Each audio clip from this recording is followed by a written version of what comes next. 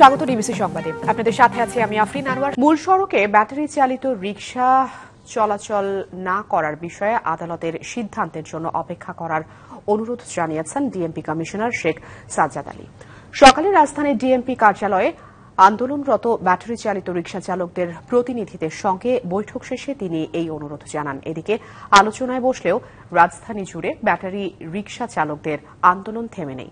মহাখালী, মিরপুর সহ বেশ কয়েকটি স্থানে সড়ক অবরোধ করে আন্দোলন করতে দেখা যায় তাদের। এ সময়ে কোনো স্থানে হালকা সংঘর্ষের ঘটনা ঘটেছে। এর আগে সকালে ব্যাটারি চালিত রিকশা চালকদের 10 সদস্যের একটি প্রতিনিধি দল ডিএমপিতে আসেন। এ সময় ঢাকা মেট্রোপলিটন পুলিশের কমিশনার সাজ্জাদ আলী তাদের দাবিগুলো শোনেন। পরে ব্রিফিংয়ে ডিএমপি পুলিশ কমিশনার জানান, বিষয়টি নিয়ে বিকেলে চেম্বার আদালতে শুনানি হবে। আদালত যে সিদ্ধান্ত দেবেন সে অনুযায়ী পরবর্তী করণীয় নির্ধারণ করা হবে বলেও জানান তিনি। প্রয়োজনে ব্যাটারি চালিত রিকশা চালকদের সঙ্গে আবারও বসার কথা জানান তিনি।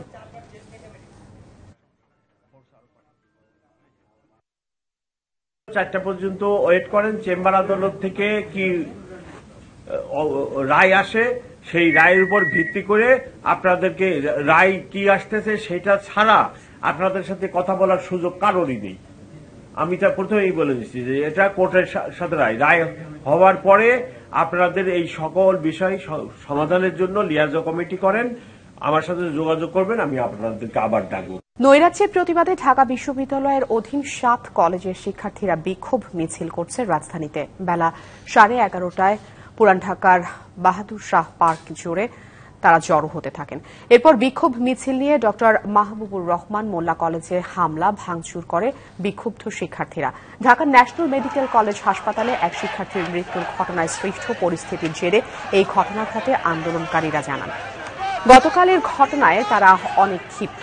বলেন, সোহরাওয়ার্দী কলেজের ক্যাম্পাসে হামলার বিষয়টি অস্তিত্ব রক্ষার বিষয় হয়ে দাঁড়িয়েছে। কোনোভাবে একে খাটো করে দেখা যাবে না। শিক্ষার্থীরা শান্তিপূর্ণভাবে মিছিল নিয়ে যাচ্ছেন বলেও দাবি করা হয়। তারা জানান, মিছিলে বাধা দেওয়ার চেষ্টা করলে পরিণামের জন্য বাধা দানকারীরাই দায়ী থাকবেন। সংকট সমাধানে প্রধান উপদেষ্টা সহ সরকারকে দ্রুত দৃষ্টি দেওয়ার আহ্বান জানিয়েছেন বিক্ষুব্ধ শিক্ষার্থীরা। ওদের সাথে আমাদের কোনো বিরোধ ছিল না, কিচ্ছু ছিল না। কালকে আমাদের পরীক্ষা চলাকালীন ওরা আমাদের উপরে হামলা করেছে। ইভেন আমাদের ডিপার্টমেন্টগুলো ভাঙচুর করেছে, সরারদিও ভাঙচুর করেছে। এইখানে সব থেকে বড় কথা হচ্ছে আমার অস্তিত্ব রক্ষায় আমরা আসছি। আমরা হামলা করব না, আমরা শান্তিপূর্ণভাবে একটা র্যালি নিয়ে যাব, আমরা শান্তিপূর্ণভাবে এর প্রতিবাদ জানাচ্ছি। এখন প্রশাসন উপদেষ্টারা কি করবে সেটা আমাদের দেখার। জমি ভরাট ও ভূমিদস্যুদের বিরুদ্ধে রাজউকের কার্যকর পদক্ষেপ নেই। সংস্থাটির কার্যক্রম স্বচ্ছ এবং জনমুখী করার আহ্বান জানান পরিবেশ উপদেষ্টা সৈয়দা রিজওয়ানা হাসান। পরিবেশ বা জলাশয়ের ক্ষতি না করে উন্নয়নের তাগিদ দেন তিনি। সকালে বুয়েটের কাউন্সিল ভবনে জাস্ট আরবান ট্রানজেকশন সেমিনারে একথা জানান তিনি। বিগত বছরগুলোতে দেশের উন্নয়ন সমতার ভিত্তিতে হয়নি বলে মন্তব্য করেন তিনি। প্রাকৃতিক বন রক্ষায় কাজ করার আহ্বান জানিয়ে পরিবেশ উপদেষ্টা বলেন, বন দখল রুখতে বন বিভাগের তদারকির অভাব রয়েছে। ফিটনেসবিহীন বাস সড়ক থেকে সরিয়ে নিতে পরিবহন মালিকদের সহজ শর্তে ঋণ দেওয়ার প্রস্তাবও করেন তিনি।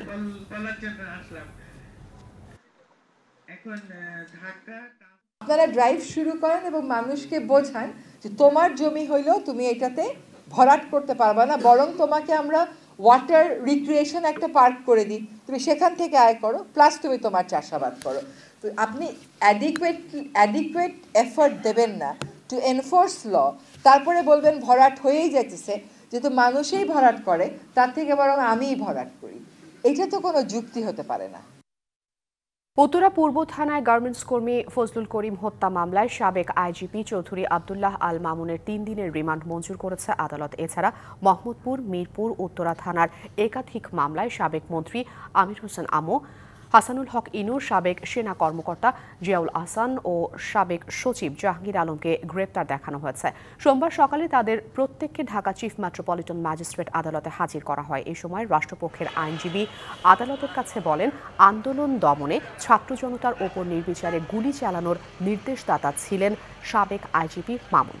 এছাড়া শুনানির সময় জিয়াউল আহসানের বিরুদ্ধে অশোভন আচরণের অভিযোগ করেন রাষ্ট্রপক্ষের আইনজীবী। তবে আসামিপক্ষের আইনজীবীদের দাবি, রাজনৈতিক উদ্দেশ্যে আসামিদের হয়রানি করা হচ্ছে।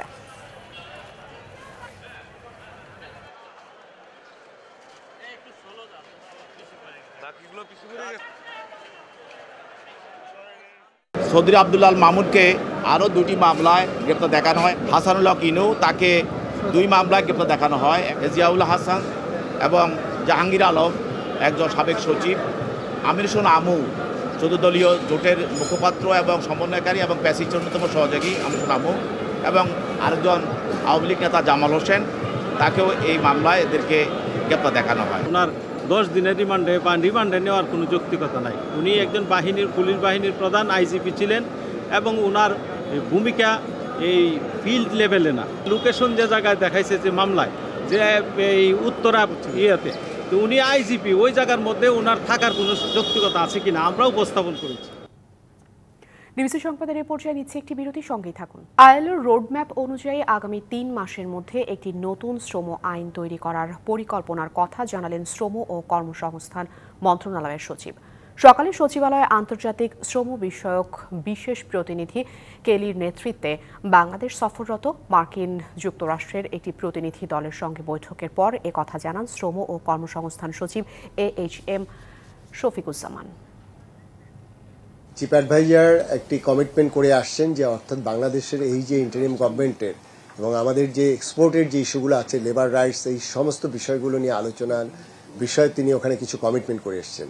কোনো অসন্তোষ আর নাই ঠিক এই মুহূর্তে, কিন্তু নতুন করে অসন্তোষ তৈরি হতে পারে।